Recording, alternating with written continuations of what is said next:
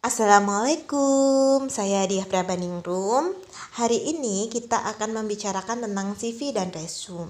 Sebenarnya video ini merupakan umpan balik atas permintaan mahasiswa, tapi agak sedikit lama karena saya nunggu lisensi dulu dari USED maupun dari Pusat Karir. Jadi USED dan Pusat Karir alhamdulillah sekali udah menyelenggarakan kegiatan lisensi untuk 14 trainer kesiapan kerja dan di dalamnya termasuk saya.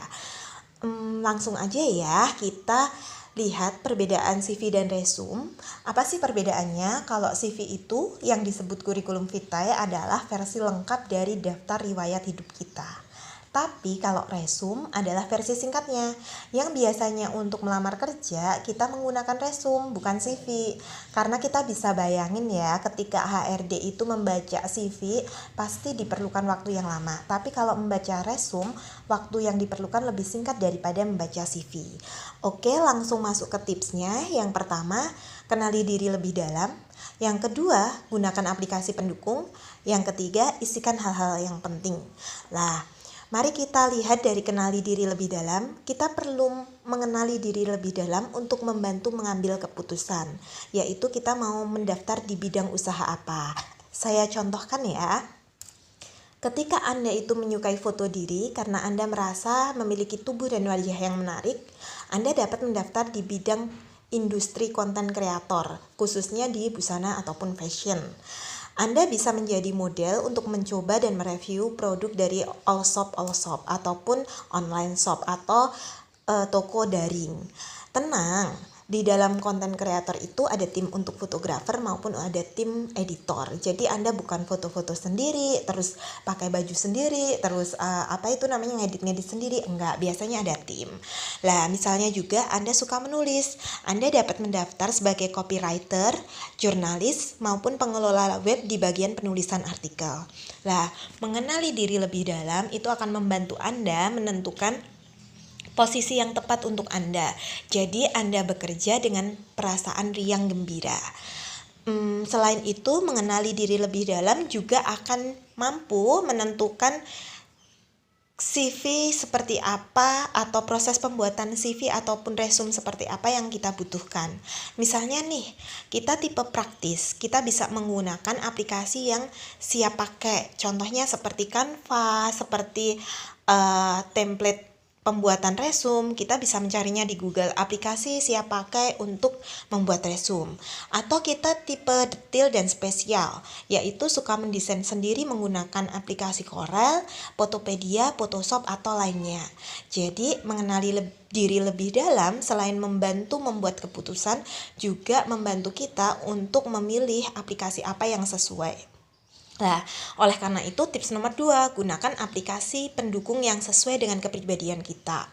Karena sebenarnya aplikasi pendukung yang sesuai dengan kepribadian kita itu bukan yang ribet atau yang praktis, tetapi aplikasi yang paling kita enjoy atau kita menikmatinya dalam menggunakan.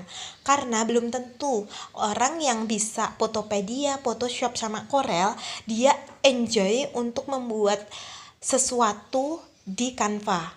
Atau kebalikannya, orang yang bisa Canva terus bisa resume template maker, dia bisa aja kurang bisa membuat sesuatu secara enjoy di Corel ataupun Photoshop.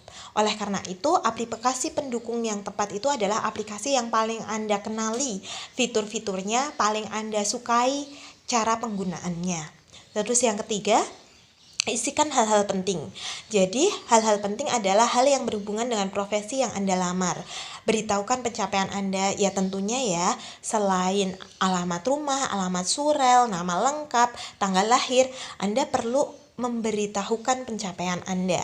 Jadi misalnya nih, Anda tadi suka foto-foto, terus Anda pernah di-endorse untuk all shop. Anda tuliskan misalnya 3 all shop menjadikan saya model, misal seperti itu, tidak masalah.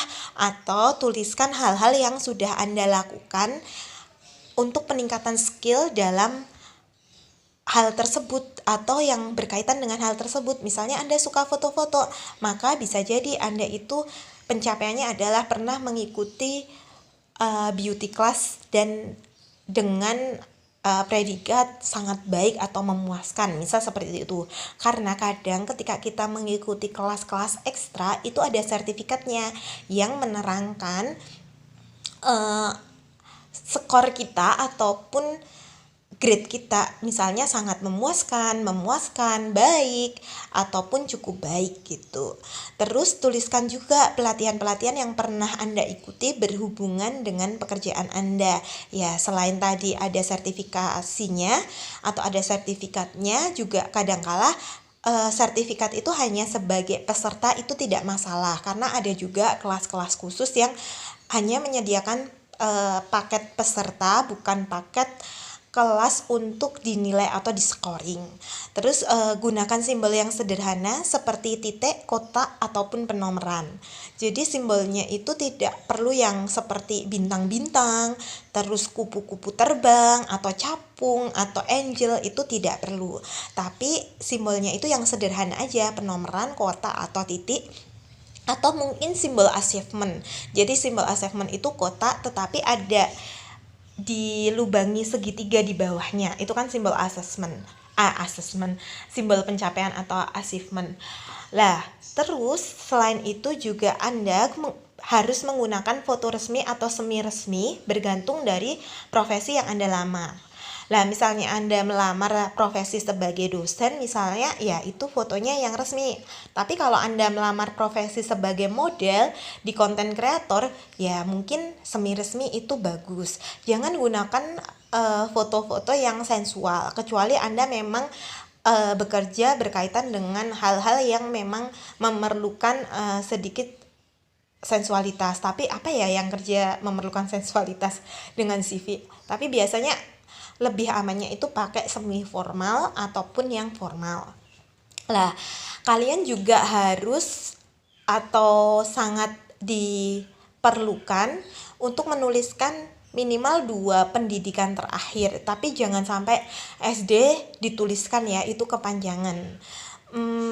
Selain itu, di dalam resume kalian perlu belajar tentang pewarnaan. Kalau di template yang udah jadi sih, di sana ada template pewarnaan yang memang udah dirasa cocok ya warnanya untuk dilihat HRD. Nah, tapi kalau misalnya kita desain sendiri di Photoshop atau Photopedia ataupun Corel, kita harus belajar pewarnaan yang tepat untuk mencerminkan diri kita. Misal, pewarnaan hitam itu lebih mencerminkan ketegasan, keprofesionalitasan gitu. Kalau pewarnaan warna biru itu kan mencerminkan komunikasi, terus kesuksesan, terus elektabilitas gitu. Lah, hal-hal seperti itu juga penting. Saya juga pernah di forum, di situ ada HRD gitu, di suatu forum ada HRD gitu, mereka mengatakan seperti ini. Waktu itu HRD BUMN ya, mereka mengatakan bahwa ada yang menarik di CV yang mereka terima, yaitu kepedulian seorang partisipan ataupun kepedulian seorang yang mencari kerja terhadap perusahaannya.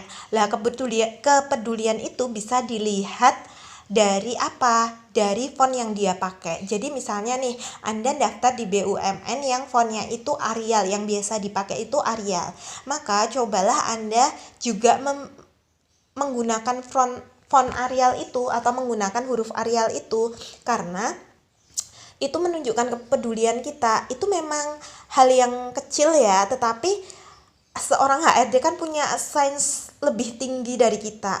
Jadi dia bisa mencermati hal-hal kecil untuk memprediksi atau membantu memprediksi karakter seseorang. Jadi itu tips dari saya.